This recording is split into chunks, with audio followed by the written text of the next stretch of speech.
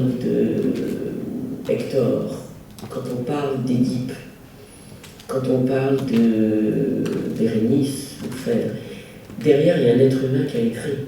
Derrière tout ça, il y a des poètes qui ont fait quoi? Qui ont hurlé, chanté, murmuré l'humanité, l'être humain dans ce qu'il a de plus dénominateur commun. C'est pour ça qu'on lit encore en mer aujourd'hui. C'est rappeler toujours que derrière un acte, il y a des êtres humains, avec leur dimension, avec leur questionnement, avec leur face à face avec la mort. Et c'est pour ça que je parle de Zidane comme héros tragique. Mais héros tragique, ça ne veut pas dire divinité. Ça veut dire spécifiquement un être humain qui, en face de l'hostilité, du danger, de la médiocrité, dit non. Ne fais pas comme la société voudrait qu'il fasse.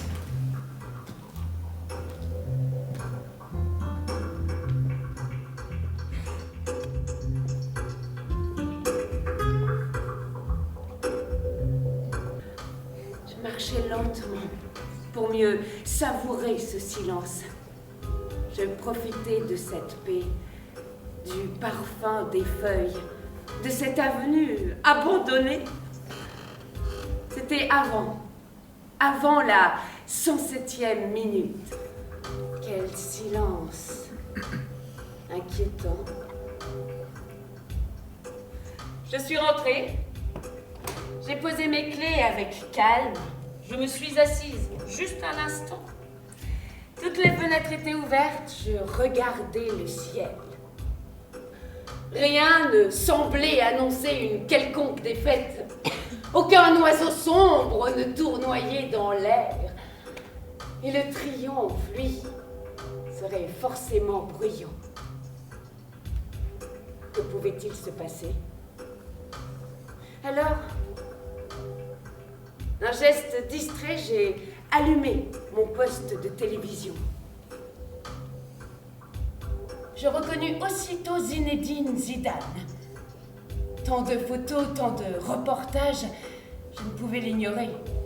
L'autre, je ne le connaissais pas. En fait, je ne reconnaissais personne, sauf lui. Zinedine Zidane.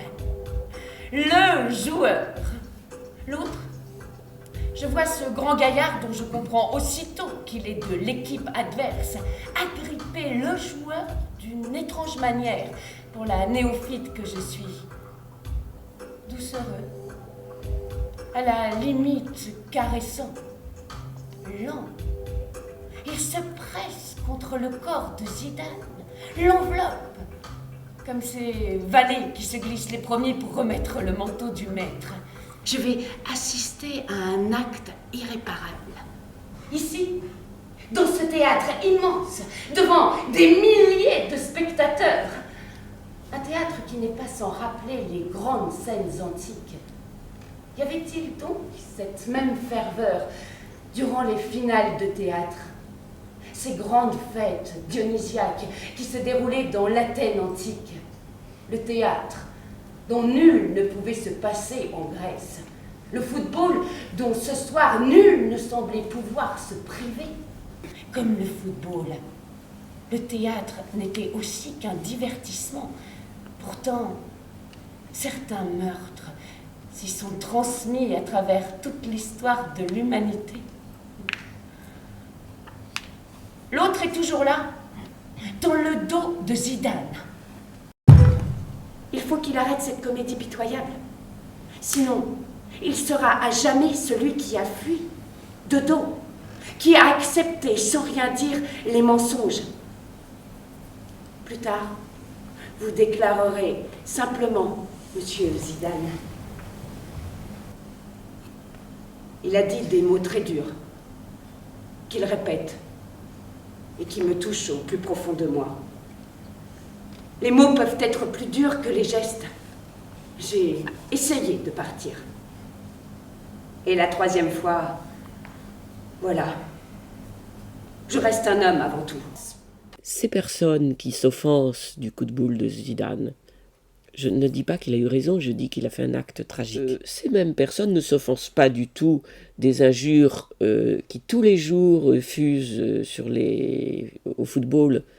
Bon, vraiment, les acteurs, les joueurs commencent vraiment à en avoir assez, les joueurs noirs, les coups dans les tibiales. Et c'est pour ça que je parle beaucoup de Pelé, qui dit « Heureusement que j'ai arrêté de jouer à mon époque », parce qu'on commençait à s'injurier et tout. Nous, à notre époque, on s'injuriait avant, mais dès que le match commençait, c'était fini.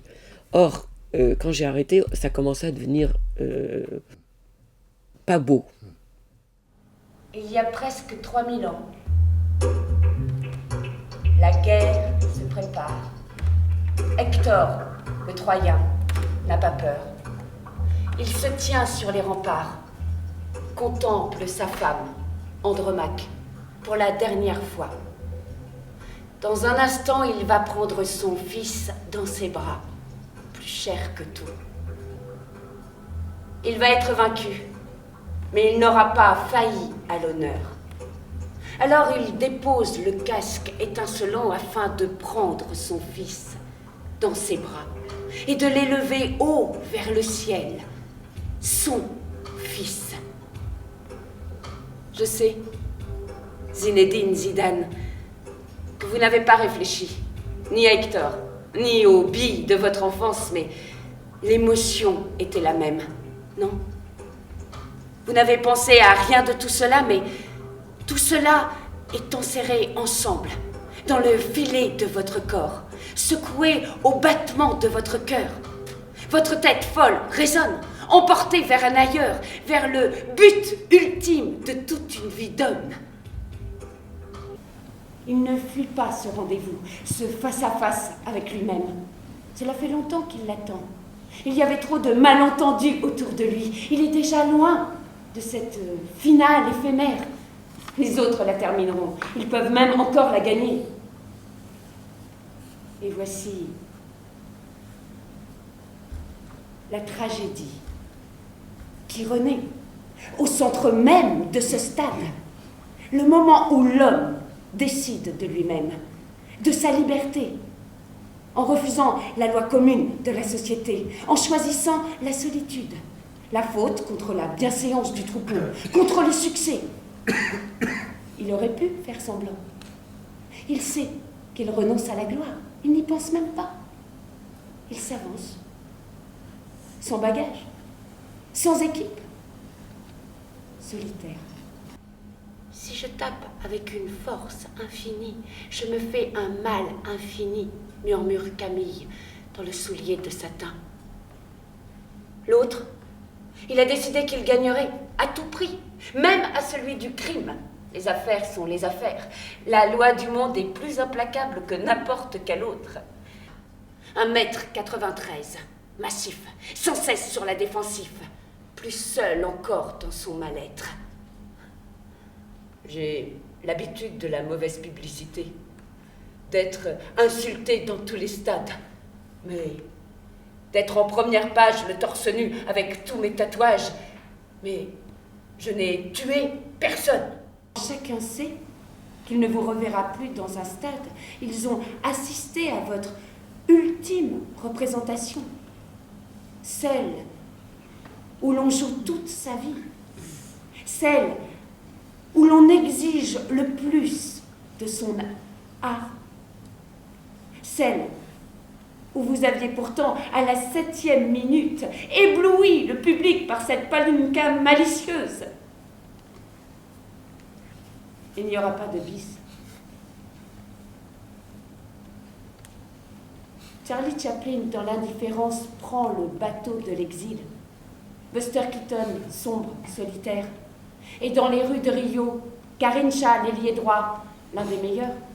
Celui qu'on appelait à Alegria do Povo, la joie du peuple, passe hébété sur l'un des chars fleuris du carnaval où d'anciens amoureux l'ont. Zinedine Zidane ne fera jamais ses adieux à la scène. Il faut donc refaire le match, l'écrire dans un autre style. Il est temps de graver la tragédie au fronton du théâtre. Depuis plus de 100 minutes, le divin Zidane, Zizou, échappé aux attaques brutales, s'envolait au-dessus des coups bas, des déséquilibres provoqués. Son équipe était avec lui, ahuri parfois par ses gestes d'une extrême brutalité. Moi, je suis Zinedine Zidane était celui qu'Apollon, ce soir-là, avait désigné pour être sacrifié. D'accord. C'est bon. Zinedine Zidane était celui qu'Apollon avait désigné pour le sacrifice.